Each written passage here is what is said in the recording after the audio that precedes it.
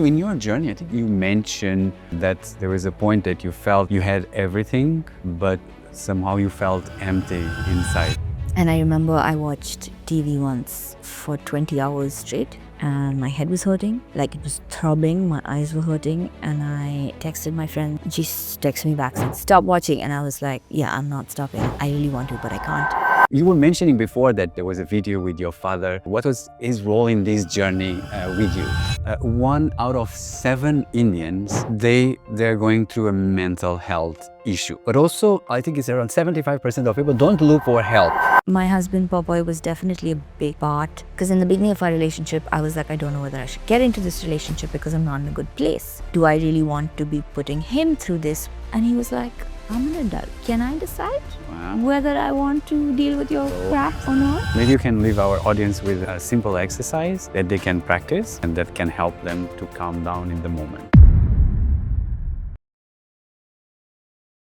You mentioned that there was a point that you felt that you had everything, but somehow you felt empty inside. Maybe you can share how did that feel to you, and how was that in your normal day? When I was in college and I was about 18, I think, is when I started to notice changes in my behavior that were affecting my ability to live my day-to-day life. So I feel like that's when I was like, okay, so I have to do something about this. And until I was until I reached out for help, I only did that when I was like, I can't do anything about this and it's not going away. So I did my best to avoid asking for help for as long as possible. And that's sort of when I was feeling like I can't, like I have everything and this is still not working out. So it's not making any sense to me. And I was trying to rationalize and intellectually or in any manner sort of like figure my way out of this. But I couldn't make much sense of it. Also, when I tell you I'm 18, I honestly don't remember whether I was 18 because my timelines in that period of my life are a little bit wonky. I don't actually know what was happening when. So I really have to do math to tell you how old I was. 2019.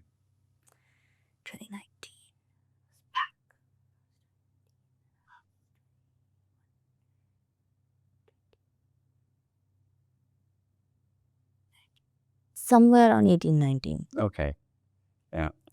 Is when I told my parents.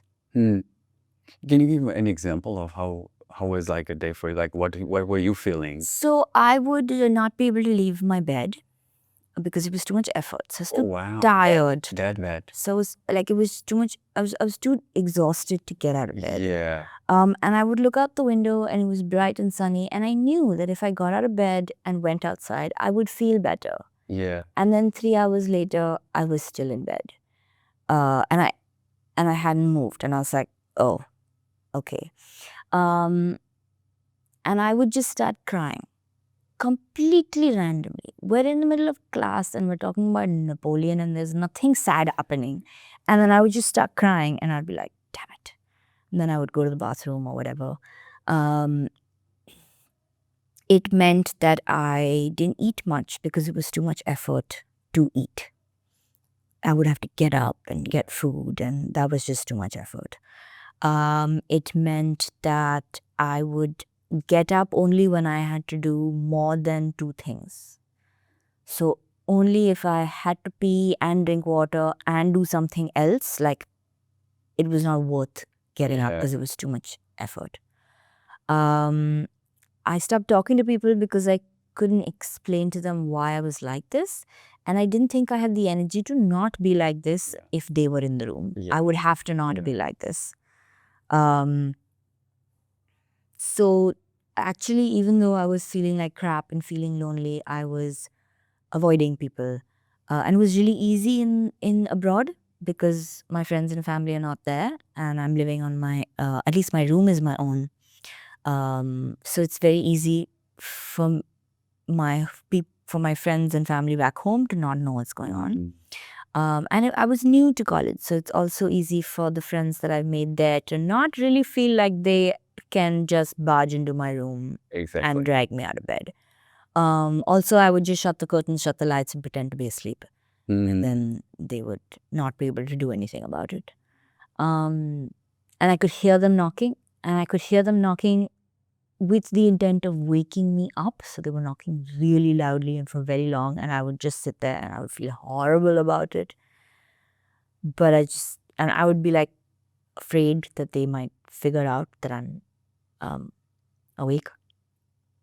So yeah, it was pretty confusing.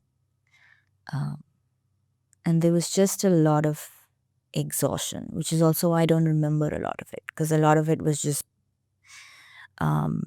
shutting down. I watched a lot of TV because that was the only thing that would distract me. Yeah. So music was not enough of a distraction. So just sound was not enough of a distraction. I had to be watching something. And I remember I watched TV once for 20 hours straight, and my head was hurting, and like it was throbbing, my eyes were hurting, and I texted my friend saying, I've been watching for 20 hours and I can't stop. And she texted me back saying, stop watching. And I was like, yeah, I'm not stopping. I really want to, but I can't. So she's on text telling me to stop watching, and I'm on text telling her I can't stop watching. And I would literally only get up to pee. And that was after I had drank lots of water. So I would get up to fill my water bottle and pee. And I had to because my head was killing me. So it was only in those moments. And when you stand up after watching 20 hours of TV, your world is very disoriented. It's you're a little unsure of what is real and what was happening on the screen. I don't recommend it. Yeah. Now, when you look back, do you know what were the causes for that? There are too many. Like what? I have some amount of genetic inclination, genetic predisposition to mental illness. I perceived certain parts of my childhood in a way that made it conducive for me to try and be strong or people please or shut or not show my emotions. I had perceptions. So I truly, genuinely believed that that I had to be broken to be loved. Because when you watch movies or you read books or when I looked up at my family, my parents, I saw people who were really strong, but they were a little bit broken on the inside. What is something that you wish someone has told you at that time? Which time? That period, like When I was not doing well? Till the period that you spoke to someone about it. I don't think there's anything anyone could have told me because I was not in a place to listen. Oh. I was too tired. Yeah. I was too bogged down Yeah. by what I was going through to be able to listen to anyone. Yeah. Because telling someone how I'm feeling requires effort. Exactly. Listening to someone requires effort. Yeah. I was just not being able to move or listen or speak. So there was nothing someone could have told me. Yeah. I mean, I probably wouldn't have listened. Yeah. I was blaming myself too much. I was feeling too much like I needed to figure this out. Otherwise, I'd be burdening people and taking them away from something important that they are doing. Oh, I see. So I probably wouldn't have listened. I see. Because, I mean, my mom did say, sleeping so much is kind of like avoiding being alive. So different people did tell me Yeah. different things. But I guess I didn't listen. Yeah. And when you were in that phase, what was something beautiful that happened to you because of that emptiness that you were feeling? Was there something? No.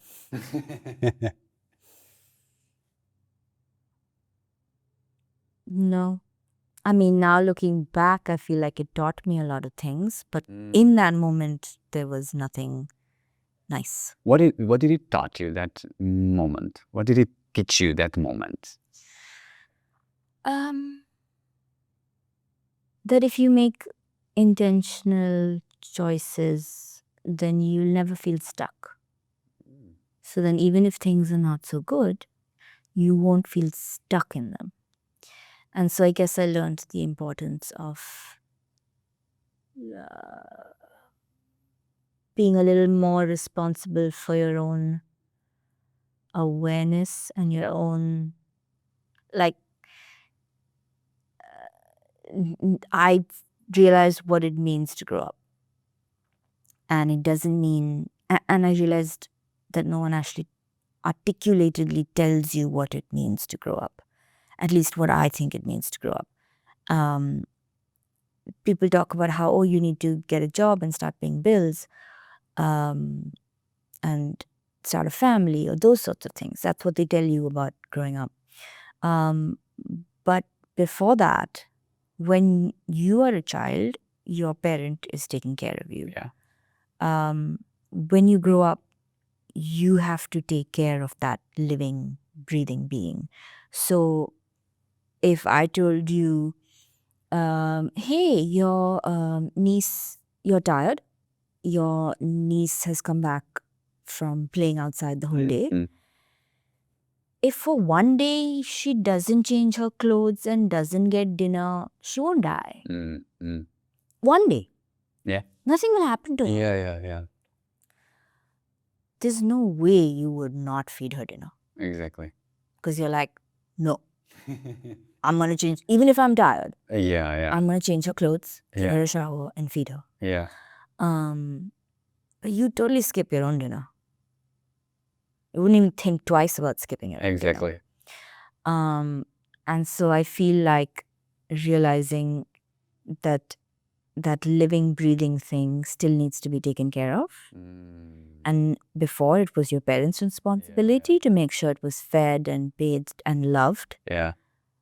Now it's your responsibility to make sure that it's fed and bathed and loved. Yeah. And when you love or when you are taking care of a child, you won't just put your hand in the cupboard and take the clothes out and make them wear it.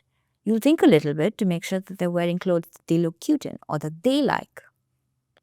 You don't do that now. Exactly. Because when you think of them, you're able to show them love as a verb. And you're able to be like, her or him wearing something that they like will make their day a little bit better. And that matters enough to me to put in the effort to do it. Whereas for yourself, you don't really do that anymore because also nobody's told you that this is now your responsibility. Making sure that you are heard, have a place to complain about, move, are intellectually stimulated, isn't something that you necessarily see as your responsibility towards yourself. Yeah. And so I think all of those things I learned. And not so that I reach enlightenment, but so that I'm enjoying my week, Exactly. my tomorrow, Yeah. which will eventually lead me to enlightenment.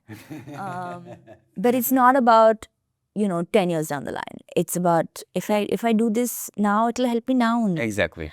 And it'll make me feel better about myself now. So a lot of times people look at healthy things as restrictive or boring. I love sleeping on time. I have a big need to be productive. When I sleep on time, I am so Exactly. productive. Yeah. I don't miss pulling all-nighters. My body hates it when I pull an all-nighter. I can't tell whether I'm going to throw up or faint or both together. It's such a horrible feeling to keep downing black coffee and forcing yourself to stay awake. There is nothing that is worth it. I see. There is no situation that is worth pulling an all-nighter except a medical emergency. Yeah. Nothing else is worth it. No party, no exam, no work deadline, nothing. It feels too horrible. So for people who are going through the same thing, they know they're not okay, but they're not able to figure out what's happening and they're struggling.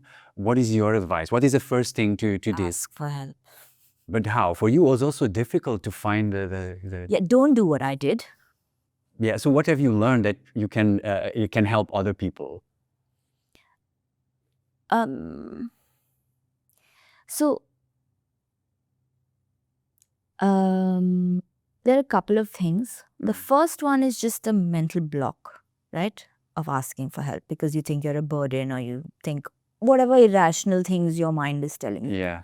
There'll be different things for different people. My thing to tell those people, to tell the people who are struggling is I'm not a random person telling it to you. I've been where you've been. Exactly. Even if it doesn't feel like, rip the band-aid and go ask for help. Because the longer you stay on the wrong train, I heard a quote from somewhere, the longer you stay on the wrong train, the more expensive it is to come back. So if you can trust me, then trust me and go ask for help. Yeah. If you can't, it's okay. You'll get there when you get there. Yeah. So if you still want to keep trying to help yourself right now and you don't want to ask for help, there's nothing I can do to convince you, and I just want you to know that it's okay. You'll ask for help when you're ready to ask for help. I see. If you are in a place where you do want to ask for help and you just want some advice on how to ask for help or where to ask for help, Exactly. there's a difference. So there are people who are not ready to ask for help yet, and there's no point forcing them. They'll get there when they get there. If you're someone who loves them and wants them to get help, then don't force them. Be well yourself. Yeah. And be ready to catch them when they fall. Don't try and force them to get help right now. That is interesting. Because it's very difficult to be around someone who's struggling. Yeah. I think my family got a little bit lucky that I was not there. They didn't have to watch me go through it until I was ready to ask for help. Otherwise, they'd have to watch me. Exactly. And I'm still not asking for help. Yeah. And so for those people who are watching someone they love struggle, you kind of just need to make sure you're taking care of yourself. I think the responsible thing to do was also to build some awareness and psychoeducation on potentially the symptoms that you're seeing or those sorts of things, so that you understand a little bit better, just a little bit better. Yeah. So that when they do ask for help, you're able to give that help and be there for them. If you have decided you want help but don't know how to ask for help, there are a couple of things I would want to tell you. One is that you may not get help from the place you want help from. Oh. So sometimes we want help from our family. Exactly. But our parents don't understand. Yeah. It's not because they don't understand. I mean, it's not because they don't love you. It's because they don't understand. Exactly. And it's hard to understand sometimes. And so fight that fight later. Get help from wherever you're getting help. And then you fight that fight when you're feeling better. Because it's more important right now that you get help than you get help from the place that you are expecting it from or wanting it from. I love that. So there's that. And then I think it's important to realize that there are different ways to ask for help. If you can't have a verbal conversation, it's fine. Write a letter. Write an email. Yeah. ease them into it. If you're in India, make them watch the video where my father says that therapy is okay and all of that, because for some reason a celebrity saying something makes all the difference. What did he say? My dad gave an interview with me, and he said that therapy is extremely helpful, and that if you need help, then take it. Wow. And that people think that if you have a mental problem, it's not okay. Yeah. Whereas it's fine to have a mental problem. Yeah. Everybody has problems. Everybody makes mistakes, and Wow. everybody struggles. So if you want someone influential Yeah. to say it to your parents or your family, and you're not being able to do it, then you can always make them watch that. Or you can watch a movie that talks about it. You can sort of get a sense of what their understanding of it is before you tell them that it's something you're going through. So that's also a nice way to ease it in. I also tell people that if they want to bring up the conversation but they're not sure how, they can always say things like, I read this in the newspaper and they were talking about this, and I heard about how I was reading a story about somebody and it was so difficult, and I wonder what you think about it, or whether you'd be able to tell me if you're going through something like this or whatever it is. So actually for caregivers, that's what I say. If your friend is struggling and they're not telling you and you know that there's something wrong, then I just tell them, say you did a course or you did a workshop or you heard a seminar and you heard about how there's so many lonely people in the world, and so you're just reaching out to all your friends, whether they are lonely or not. I'm not saying you're sad and lonely. I'm saying the world seems to be getting sad and lonely. So preemptively, I just want to let you know that if you're ever feeling in a terrible place, I'm there for you. So they don't feel attacked and they don't feel like something's wrong with them. You're just showing them that you are the kind of person who is willing to be reached out to. Love it. So use all these sneaky, creative ways. It's totally fine. You don't have to go at it head on. And I think when it comes to family, the biggest thing is that they start to blame themselves. And then they get defensive. Whereas, because it's really hard to admit that your child is in pain. And you automatically start assuming that you must have failed them, which may not be the case at all. I can assure you that no one person can break another person. Human beings have a lot of resilience, and they have a lot of information and input coming from various different places. So just one person, just one thing is not going to be able to break someone.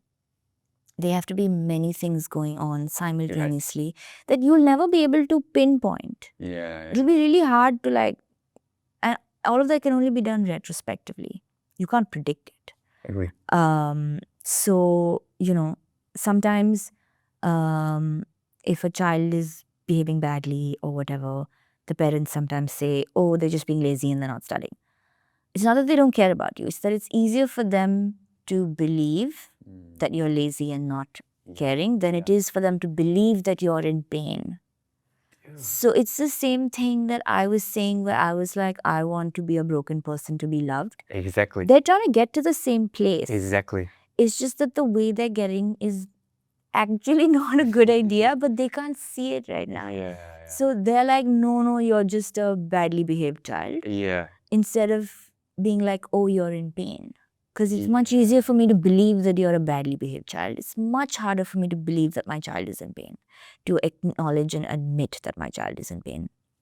So I feel like if it's the parent conversation that you're feeling scared about, two things. One, your parents love you more than you think that they do. So give them the benefit of doubt. And there will be parents who don't understand. Because nobody taught them either. You know what, I think also one of the reasons why I decided to talk with you is that you're right. This is something so big today. 1 out of 7 Indians, they're going through a mental health issue. And of course, then a bigger one is depression. But also, I think it's around 75% of people don't look for help. I think there's a larger treatment gap than 75%. It's a little bit more, but fine. even if it's 75%, Yeah. that's a really large number of people. Yeah. So that's why I mean, it's very inspiring, your journey. I mean, from going through all of it, be able to talk about it, and then to share it with the world, so that you were helping people. By curiosity, who was there? Who was the person who was mostly help you the most in this journey? I think there were different people at different times. Yeah. And I think what's most important to realize is you don't have one person. Okay. If you have one person, you won't manage. Oh, Because you will exhaust that person. oh, that's interesting. Yeah. Don't have one person. Have different people for different needs. You don't have to tell your whole story to everybody. You can have a bunch of friends who are your fun friends. Yeah. You don't talk about your problems with those people. Mhm. But they're also helping you on your healing journey. You're not always supposed to be working on your mental health. You're also supposed to have fun. Life is about also having fun. Exactly. So you can't constantly be doing self-work. Yeah. You need to take a break. You don't go to the gym every day. You have a rest day where you don't go to the gym so that you can recover. So even with mental health, you're not supposed to actively self-regulate all the time. Oh, you're supposed to live also. So I think making sure that you have different people for different needs and have multiple people part of your support circle to varying degrees is very important. My husband Popoy was definitely a big part, because he's the kind of person who doesn't have too much on his plate. Most people want to do more things. I want to do this also, and this also, this also, and this also. He's decided he likes to do 3 things, and he's only going to do those 3 things. Which means when I come into his life, if I'm struggling, he has the bandwidth to choose to put in that energy into understanding. Yeah. Whereas someone like my dad or my mom or some of my friends, they're trying to do too much. So even if they want to give me energy, they don't have it. Exactly. They're using all of it. Interesting. Yeah. So they very badly want to be there for me. Genuinely, from the bottom of their heart. Yeah. But they just don't have the bandwidth. Yeah. Because they're doing too many things on their own and they're figuring out too many things. So I feel like Popoy had the emotional bandwidth to decide to take the time out to understand what I'm saying, which makes it far easier for me, because I'm like, my energy won't go waste. Because in the beginning of our relationship, I was like, I don't know whether I should get into this relationship because I'm not in a good place. So do I really want to be putting him through this? Will I be able to be the kind of partner that I want to be? Yeah. I went back and forth so many times. Just called my best friend and we had long discussions about it. And just then I was like, you know what? I'm just going to tell him. So I called him up and I told him, I'm thinking all of these things. And he was like, I'm an adult. Can I decide whether I want to deal with your crap or not? Yeah. And I was like, okay. Yeah. So I realized that whenever I'm struggling with things, it's easier for me to tell him what's on my mind so that we can decide together. Because it's not just about me, it's a relationship. Whether it's a friendship or it's with you and your parents or with you and your partner, it's a two-way thing. Exactly. So they have to be part of the decision making or the considerations or whatever. If you trust and love them. If you feel like it's not a relationship that's working out, then it's a separate story, right? But if you want this relationship to work out, and it's something that you want to put an effort into, then just communicate. Yeah, but you know what I love the most is that in this case, at least you put it yourself honestly, what is the situation, but also you gave him the possibility to take the decision, whatever he wanted to take, right? Not assuming, oh, this is too burden for him or, right? Yeah. And it took me 2 months to be like, to be But like, you see, here. But it's nice. What I like is like sometimes it's about, this is how I feel. And this is what I think. It's good, bad, ugly, but this is what I feel. But I want you to know about it. Yeah. And then let the other person also share what they think, what they feel, what they want. So I love that. Yeah, and be a part of the decision. Exactly. Yeah. And not putting in our minds and just deciding in our own heads what is going to happen. Yeah. And don't predict the future. You don't know. Exactly. Yeah. You know, I did. I just came back from. I did a meditation.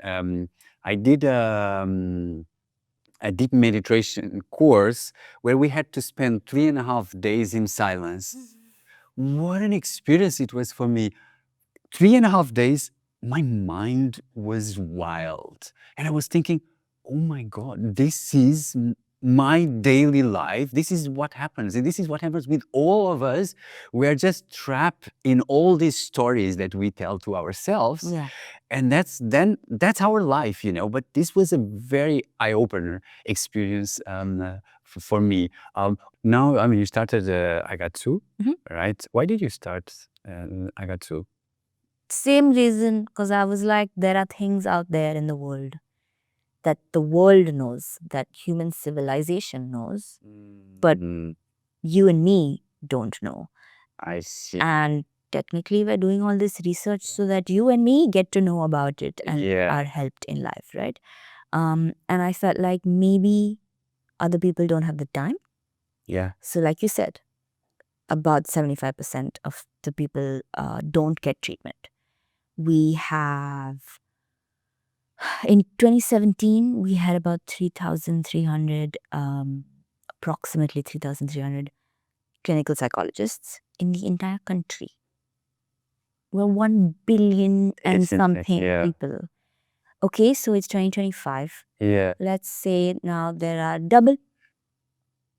Let's say there are 6,000. Let's say there are 6,000 clinical psychologists, or 10,000 clinical psychologists, and then add the psychiatrists and add Yeah. the whatever. We're still nowhere close to a number that is going to be, you Yes. know, ratio-wise working for the population that we have. And so sometimes you're like, oh, this psychiatrist didn't tell me all the things that they were supposed to tell me. On one hand, yes, it is their responsibility. But on the other hand, they're also having to see 300 people a Yeah. day. Exactly. How is it humanly possible for them to be able to do that without burning out? And then there's pressure from the administration to be like, if you don't see these many people every day, then we're going to stop your funding. And then that makes it worse. So there are all these different things. And I'm like, until the systems, and the systems are complicated. Yeah. I don't know enough. I don't know enough to be like, this is what you should do. Yeah. I'm not there yet. And I think that there's so many different parts to that it's very complicated. And again, people are trying to do the best that they can. But what can I do? I have time. Mm. And I don't have to do anything else with my life to earn money.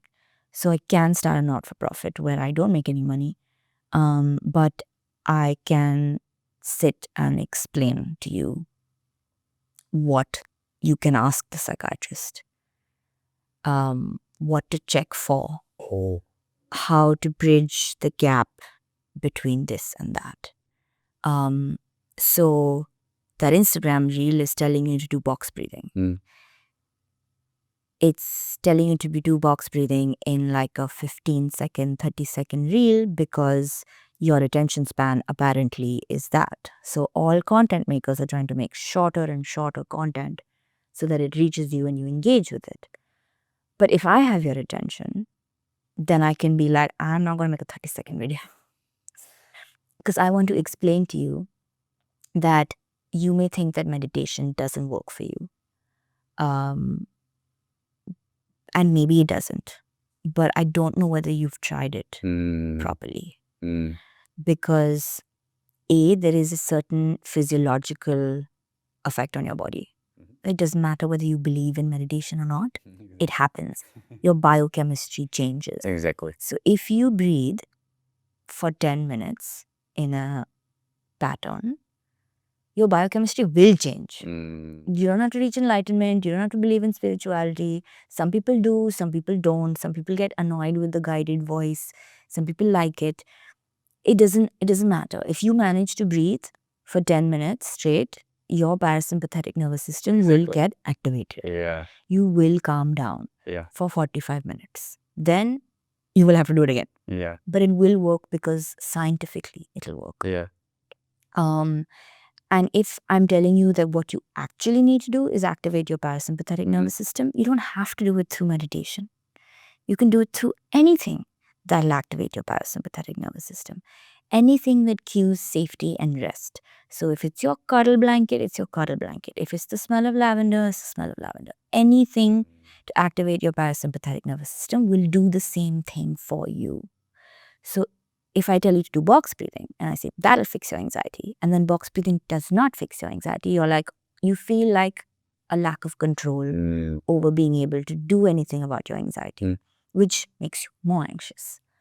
But if I explain this to you, then you can figure it out for yourself. Yeah. Also, I tell you to do box breathing, but everybody will start like this. It's not going to help. If you start like that, you have to relax a little bit. You don't have to give your back straight. It hurts after a while. Just sit in any relaxed position. Also, you tell someone breathe deeply, they'll go, and then you can't breathe anymore. But the counting is still left. How can you breathe for 8 counts if you've decided to take a very sharp, deep breath in?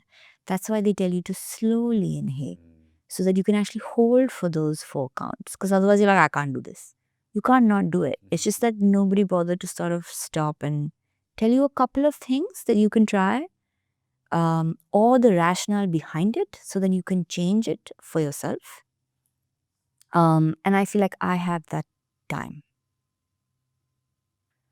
And that is something I can give. And because I've lived through it, I can articulate some of it. Not all of it. It'll be different for you. Yeah. But I'll have some articulations that might be helpful for you. Versus someone who's not gone through it. At the very least, I will know that I will fully believe that there are things I will not understand about you. And that doesn't mean what you're going through is not true. At the very least, I'll understand that. And so then the way I approach you and the type of things I do will be informed by that understanding. Yeah. So that's why I started Agatsu. Maybe you talk about this. Maybe you can leave our audience with a simple exercise that they can practice, that can help them to calm down in the moment. I just told you why that doesn't work. I like box breathing. It's quite easy to do. The idea is you hold for the same number of counts. So 4 counts breathe in, 4 counts hold, 4 counts breathe out, 4 counts hold. It's really irritating to do this yourself because I forget whether I'm breathing in or I'm breathing out. And I always mess it up. So what I would recommend is you record your voice, you record someone else doing the counting and the thing, and then you just play it on loop. Because it's kind of hard to do the box breathing and the counting at the same time. I see. And then sometimes you start counting wrong and you start speeding up and whatever. And also to remember that if you can't hold 4 counts in the beginning, you can start with 3 and then get to 4 and then get to 5. What I would say to people and what I would recommend is try a couple of different things that the internet says that help calm you down and see which one works for you. Some people hold ice. Anything that gives you certainty will reduce anxiety because anxiety comes from uncertainty and not knowing. And so that's why routines work, because it's pre-decided. Exactly. There's no option. You know that I'm going to do this and then this and then this and then this. So my brain doesn't have to be like, what's coming next? You know exactly what's coming next. That's why sometimes menus are really overwhelming because it's just like too many options. Can I have less options, please? So I think those are a couple of things that you can, concepts that if you sort of put in the effort to understand, it may not be fair that you have to put in the effort, but it's the only helpful thing right now. So whenever you can get yourself to put in the effort in that direction, it'll be helpful. But I want to do a thought experiment with you. And it's not for the person struggling, but for someone who's not being able to understand. Okay. Like And family member or yeah, friend or and if you're someone struggling, you can totally use this thought experiment on your friends and family. I did not come up with it myself. It is borrowed from somebody else. I want you to describe the word salty to me without, tell me what salt tastes like without using the word like. So you can't say it tastes like this or it tastes like that. Describe how salty tastes. with like salt tastes without saying Like. it tastes Like something. Yeah. Okay. All right, so I'll give it a try. I drink water. But sometimes water tastes a little bit different. Okay. No, you cannot catch me. Tastes a little bit different. It tastes a little bit different, and I'm. It's a bit more intense what I feel when I drink that type of water, and it makes me feel different than when I drink normal water. This can also happen with sweet. Yeah. It can also happen with spicy. Yes. So what is salty? And Salt tastes like. and it's about yeah, when I also go to the sea, and I fortunately I drink water from the sea. I have the same exact feeling of what it is to So it tastes like seawater. You can't describe it because it's such a subjective. It's not like I'm lying to you about salt existing. Yeah. It exists, but Yeah. it's really difficult for me to explain to you what it's like. Wow, I love it. So I see. So tell me about what is it this experiment about? It's just about making someone realize that it's not necessarily possible to always have the words, but that doesn't mean the thing is not real. Wow. And when you make someone try and explain something that they don't necessarily have the words for, but they know it's a real thing. Like Exactly. it shouldn't be so hard to describe salt, Yeah, yeah, the taste of salt, yeah. but it's really hard. I don't know how to do it. I can't. Yeah. I was like, I don't know, because the best I could do was, it's a taste that sometimes makes your mouth dry, but that's still not the taste of it. Yeah. That's the effect of Exactly. the salt on your tongue. I was like, I can't do it. And at the very least, it gives you some sense of the fact that it might be difficult to explain it, Yeah, I love it. but that doesn't mean that it's not there. Wow, I love it. Oh, so good. Well, I really love our conversation. I mean, I admire your journey. And so when maybe I would like yeah, I have just two more questions. One is, when you look back, what are you most proud about yourself?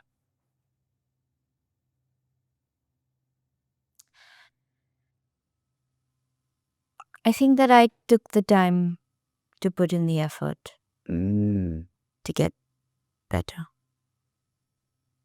That's what I'm most proud of. love it. And sometimes I catch myself now doing the unhelpful thing or doing the passive aggressive thing, and I'm able to be like, don't do it. So yeah, that's what I'm proud of. And to finalize, like, what is one message that you want people to remember? If there's one thing they can remember from this conversation, what it would be? I think what I have said without actually saying it is that you need to be sincere about your efforts. Sometimes we feel like we need to be serious about our efforts, and I say this everywhere. I use this line everywhere. Take your mental health sincerely and not seriously, because taking it sincerely means I'm trying, And if I don't manage today, I give up today. Love it. Yeah. I try again tomorrow. Yeah. If I'm taking something seriously, I'm trying to like full force go at it. And it's not something that's meant to be done like that, because it's something that you need to integrate into your life. So it needs to be sustainable. It can't be like, I have a 6-hour sleep routine. You have to go and work as well. It needs to be little changes that you keep doing. And on a day where you feel like you can't. Yeah. Try again tomorrow. So I think if you realize, when you start looking into mental health and you start talking about it, it sounds like chaos. And it sounds like there's so many different things that are affecting your mental health. How am I supposed to do anything about it? But if you just take a minute and be like, today I can do a little bit about this thing. And then you keep sincerely, bit by bit, working on it. Then you'll get better. If you're lying to yourself about being sincere, then I can't help you.